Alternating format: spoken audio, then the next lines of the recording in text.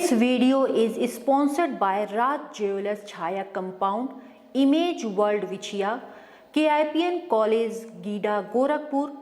नमस्कार दोस्तों, मैं हूं दिलजीत और आप देख रहे हैं एक्स्ट्रा न्यूज़ लाइव। मुद्दे की बात में आज मैं आपको ऐसी शख्सियत से मिलाऊंगी जिनके अंदर कलाओं की कोई कमी नहीं है, लेकिन अगर कमी है तो ऐसे कला के आज गोरखपुर शहर में उनको अनदेखी की जा रही है। बहुत कम लोग शायद इनके बारे में जानते हैं, लेकिन इनकी मेहनत की अगर हम बात करें तो विगत 40 सालों से ये मेहनत कर रहे हैं। और अगर हम इनकी कलाओं की बात करें तो क्या कुछ नहीं ये उकेर सकते हैं। मूर्तियों के रूप में अगर हम रविंद्रनाथ टैगोर की बात करें, भीमराव अम्बेडकर की बात करें या किसी भी महापुरुष की बात करें, किसी भी देवी देवता की बात करें, तो हूबहू वे आपको उकेर के दिखा देंगे। लेकिन फिर भी अगर महानगर गोरखपुर में ऐसे कलाकारों को उपेक्षित किया जाता है तो ये कहाँ तक सही है। फ़िलहाल मैं आपकी मुलाकात करवाने वाली हूँ कलाकारों की दुनिया के उस शहंशाह से जो महानगर गोरखपुर में आज भी उपेक्षित हैं। बहुत बहुत स्वागत है आपका मिस्टर सुशील गुप्ता जी। सर, आपका अगर हम शुरुआत करें कलाकारों की, क्योंकि अगर मैं देख सकती हूँ जिस तरह से आपने मूर्तियाँ उकेरित की हैं, ये कितने सालों से है और ये इसकी शुरुआत आपने कहाँ से की? इसकी शुरुआत खैर बचपन से ही रही है। और जब मैं क्लास 4th में था तो दशहरे पे बनने वाली माँ दुर्गा की प्रतिमा को देखते हुए मन में इच्छाएं जागृत हुई कि मैं भी कुछ ऐसा कर सकूं कि जो मूर्ति कला के क्षेत्र में एक अलग कीर्तिमान स्थापित हो। तो बचपन से ही लगन प्रयासरत रहा और फिर उसके बाद एजुकेशन में इंटर तक करने के बाद लखनऊ आर्ट्स कॉलेज गया। वहाँ पे बड़ी बड़ी महान हस्तियों से भी मुलाकात हुई है जो हमारे HOD रहे। ये सब कहते हैं गुरु गोविंद दाऊ खड़े काके लागू पाओ, बलिहारी गुरु आपने गोविंदियो बताया। गुरु की ही कृपा से इन सब चीज़ों में आज मैं जो कुछ भी कर रहा हूँ उन्हीं की ही कृपा से ये सब हो रहा है। और विगत लगभग 40 सालों से मैं इस फील्ड में करता आ रहा हूँ और हर तरह की मूर्तियाँ, even plaster Paris, cement, fibre glass, metal, stone, would सभी में बनाए जाते हैं। और चाहे धार्मिक हो, पोर्ट्रेट हो, इंटीरियर के हो पार्ट, एक्सटीरियर है, हर तरह की चीज़ें, पोर्ट्रेचर हुए, हर तरह की चीज़ें हम लोग बनाते रहते हैं। और मेरी हार्दिक इच्छा रही कि मैं गोरखपुर का रहने वाला हूँ, तो ज़्यादातर लोग डिग्री करने के बाद मेट्रोपॉलिटन सिटी में ही की तरफ जाते हैं। तो हमारी इच्छा हुई कि गोरखपुर में रहने वाले हैं तो यहाँ के लिए कुछ करें। फिर यहाँ हमने शुरुआत किया 96 से। लखनऊ से बैक आया 10-12 साल के बाद। तो फिर यहीं पे बढ़लगंज में 52 फीट की शंकर जी मूर्ति बनाई।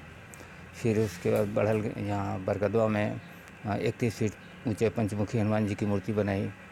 मतलब कहें तो एक आपने रिकॉर्ड मूर्तियाँ बनाई उस दशक में। जी जी जी, लगातार निरंतर प्रयासरत रहा और कभी खाली नहीं बैठे, कुछ न कुछ कृतियाँ बनाते ही रहे।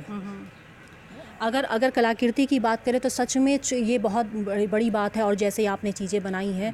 लेकिन अगर हम शोहरत की बात करें, कि जो ख्याति की बात करें, इसमें इतनी कमी क्यों रह गई? क्योंकि आप इतने टैलेंटेड हैं, तो कमी क्यों रह गई इतनी? और इसमें मेरी हार्दिक इच्छा ये रही कि बजाय मैं पॉलिटिकल या जगह जगह जाके इन लोगों के पीछे घूमना, वो मुझे अच्छा नहीं लगता था, क्योंकि मुझे गुरु लोगों से को बहुत सी उम्मीदें थी मुझसे। तो मैं अपना लाइफ का ज़्यादा से ज़्यादा समय कार्यों में ही लगाया कि अपने आप को जितना से ज़्यादा पारंगत कर सके, ताकि उन लोगों की उम्मीदों पे खरा उतर सकूं। मतलब आपने कला को महत्व दिया और चाटुकारिता को महत्व नहीं दिया, इसी वजह से आज गोरखपुर में इतने महान कलाकार होने के बाद भी आप उपेक्षित हैं। अगर आपकी बेस्ट कला की हम बात करें, आप इसमें से कुछ अगर हमें बताएं कि इसके पीछे का जब आप बना रहे थे तो उस समय आपके दिमाग में क्या कुछ चल रहा था, क्योंकि आपकी जो शुरुआत थी पहली मूर्ति दुर्गा जी की मूर्ति से हुई थी। मैं यहाँ पर जैसे देख सकती हूँ, तो इन सब के बारे में भी मैं चाहती हूँ कि आप दर्शकों को बताइए, क्योंकि इन सब मूर्तियों के बारे में जब आप बना रहे थे, पहली बार आपने शुरू किया, तो क्या कुछ आपके दिमाग में चल रहा था? जब इस मूर्ति के बारे में बताइए। ये विश्व प्रसिद्ध मूर्तिकार हैं फ्रांस के, रॉडिन। हाँ, और इन लोगों की बनाई कृतियाँ आज से 400-500 साल पहले इन लोगों ने बनाई, जो विश्व प्रसिद्ध हैं। तो इन लोगों के वर्क देख के मैं काफ़ी प्रभावित हुआ, इन लोगों को अपना आइडियल मानता हूँ। ये हमारे इन्हीं लोगों को ही मन में रख के जब भी मैं वर्क करता हूँ तो ये हमारे हेड ऑफ डिपार्टमेंट हैं प्रोफेसर अवतार सिंह पंवार, और ये श्रीधर महापात्रा सर हैं। जब मैं पास आउट हो गया तो ये काफ़ी वृद्ध हो चुके थे, रिटायर भी हो चुके थे, बस केवल इनके दर्शन मात्र हुए, लेकिन इनकी बनाई कृतियाँ लखनऊ आर्ट्स कॉलेज में लगी हैं, जो अपने आप में मतलब बहुत ही ज़्यादा विशुद्ध भारतीय मूर्तिकार ये रहे। और उनसे प्रेरणा लेके और फिर जब कॉलेज के डिपार्टमेंट में जब मैं घुसा तो प्रोफेसर एस पंवार सर की बनाई कृतियों को देख के मैं अगर इस बहुत ज़्यादा मूर्ति की हम बात करें तो ये किन महापुरुष की मूर्ति है? ये वीर बहादुर सिंह की बनी हुई। अच्छा, ये वीर बहादुर सिंह की मूर्ति है। तो ये मूर्ति किसी ने बनवाया था कि आपने अपने ही? नहीं, सब ऑर्डर पे ही बन के गए हैं। जी जी। तो एक सैंपल के तौर पे, जैसे यहाँ गोरखपुर में लोगों को नहीं ज़्यादा जानकारी थी कैसा बन के आएगा क्या है। तो ये मूर्ति तो पूर्व मुख्यमंत्री है, ये मूर्ति किन्होंने बनवाया था? यहाँ से इन्हीं के नाम से मेमोरियल महिला कॉलेज है बरगदवा में, वहाँ पे लगा था। अच्छा, वहाँ लगा था। ये भूतपूर्व मुख्यमंत्री बनारसी तो दास गुप्ता। अगर आपने पूर्व मुख्यमंत्री की मूर्ति बनाई उसके बाद भी आप उपेक्षित हैं गोरखपुर में, ये सोचने वाली बात है। लेकिन मैं कभी इधर उधर नहीं भटका। मेरा एक ही टारगेट है मतलब कि आपको ये चीज़ रहा ही नहीं कि चलो ठीक है, शोहरत मिले ना मिले, मैं अपना आप अपनी कलाओं से खुश रहे। जी जी बिल्कुल जी। और वहाँ लखनऊ में मैं रहा तो यहाँ और भूतपूर्व ये किनकी मूर्ति है? ये भूतपूर्व मुख्यमंत्री बनारसी दास गुप्ता की, इनकी 9 फीट की मेटल में बनाया लखनऊ के लिए। आपने बनाया? हाँ, बाबू VVD में लगा हुआ है, इन्हीं के फुल फिगर इस फॉर्म में लगा हुआ है। जी जी। मतलब ये आप सैंपल बनाते थे और जब जैसे जैसे ऑर्डर आता था, लेकिन सोचने वाली बात है कि आप भूतपूर्व मुख्यमंत्रियों की आप इतनी अच्छी बना रहे हैं और उसके बाद भी आप उपेक्षित हैं, ये सोचने वाली बात है। आप तो पूर्वांचल के लिए शान है। धन्यवाद, ये सब गुरु लोगों की ही कृपा है। और इस मूर्ति के भी जब बनाने के विषय में आया तो चूँकि बहुत पुरानी फाइलें थी, दबी हुई थी, तो इनके सुपुत्र श्री अखिलेश दास जी जब मेयर हुए लखनऊ के, तो उन्होंने फाइलें वो निकलवाई। तो इन्होंने बहुत ओपन पेपर में निकलवाया कि जो भी कलाकार इच्छुक हैं वो मॉडल बना के ले आएँ। ये सबसे बेहतर तरीका हमें लगा कि उन्होंने सारे कलाकारों से मॉडल और उनके कास्ट मांगे। तो उसमें सभी लोगों ने बना के लाए, जिसमें इवन टीचर्स भी थे, सीनियर्स भी थे, फील्ड में और भी करने वाले लोग थे, सब लोगों ने बना के लाए। तो भगवान की दया से हमारी मेहनत रंग लाई। और फिर वहाँ पे जब रखा गया हॉल में तो उन्होंने खुद अपना देखने के बाद वो इसी मूर्ति के आगे रुक गए। उन्होंने चाहे जो भी कास्ट हो और इन्हीं से ही बनवाना है। तो यहाँ फेयर जजमेंट हुआ। अदरवाइज ये होता है कि हर जगह आइए थोड़ा सा चलते चलते बात करें और आपकी कलाकृतियाँ भी देखें। तो ये तो सारी चीज़ें हो गई।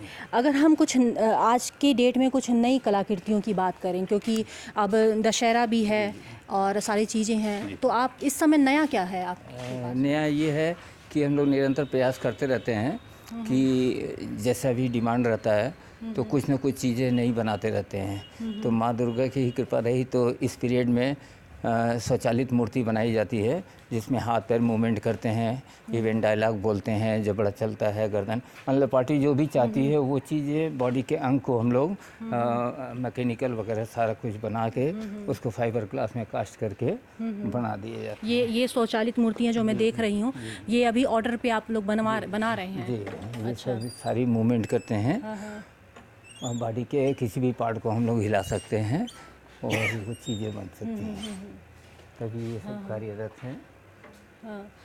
अगर इसके अलावा भी मैं दूसरी तरफ ये देख सकती हूँ कि ये कुछ मॉडल मूर्तियाँ रखी हुई हैं जो आजकल बहुत ज़्यादा चलन है। अगर आप देखेंगे मॉल्स वगैरह में या बड़ी दुकानों में या बहुत अच्छे संपन्न परिवारों में देखेंगे तो इस टाइप की जो मॉडल मूर्तियाँ हैं बहुत ज़्यादा चलन है। इसके बारे में आप कुछ बताइए। इसमें भी हम लोगों ने बना के दिए और काफ़ी मूर्तियाँ हमारी भारत में प्राइवेट बॉडी ने बनवा के अपने वहाँ रखे कलेक्शन, और हम लोग एग्जीबिशन वगैरह में भी भेजते रहते हैं। ललित कला एकेडमी वगैरह से इनवाइट किए जाते हैं। कई बार कई गवर्नर से अवार्ड भी मिले हैं। ये एक मिसाल सी जो एक घोड़े में लगी हुई है, ये क्या है? ये एक योद्धा का बनाया गया है। जैसे ये ऑर्डर पे है कि मतलब? हाँ, ऑर्डर पे था, तो वो बना के दे दिया गया था। ये 98 में बनाया था हमने। तो ये ड्राइंग रूम वगैरह में म्यूरल हर तरह के टेस्ट होते हैं, तो लोगों जिसकी जैसी रिक्वायरमेंट रहती है उस हिसाब से बनाया गया। अगर गोरखपुर में बात करें तो सबसे ज़्यादा डिमांड किस चीज़ की रहती है? पर्टिकुलर ऐसा नहीं कुछ कहा जा सकता, क्योंकि हर तरह के, क्योंकि हमने भी डिसाइड कर लिया था कि मैं सर्विस नहीं करूँगा और इसी फील्ड में ही कुछ ना कुछ ये तो हो गई आपकी कलाकारों को, जो मैंने देखा कि आपने कितनी सुंदर सुंदर कलाकृतियाँ, मूर्तियाँ, मॉडल आर्ट सब कुछ बनाया है। लेकिन बहुत देख के दुख हो रहा है कि जो आपकी जो स्थिति है यहाँ पे, जो चीज़ें हैं जहाँ पे आप ये बना रहे हैं, पूरा ये वर्कशॉप जो आपका है, कि जिस स्थिति, इसकी स्थिति मैं चाहूँगी कि आप इसकी स्थिति देखें कि किस तरीके से ये कबाड़ का रूप ले चुका है।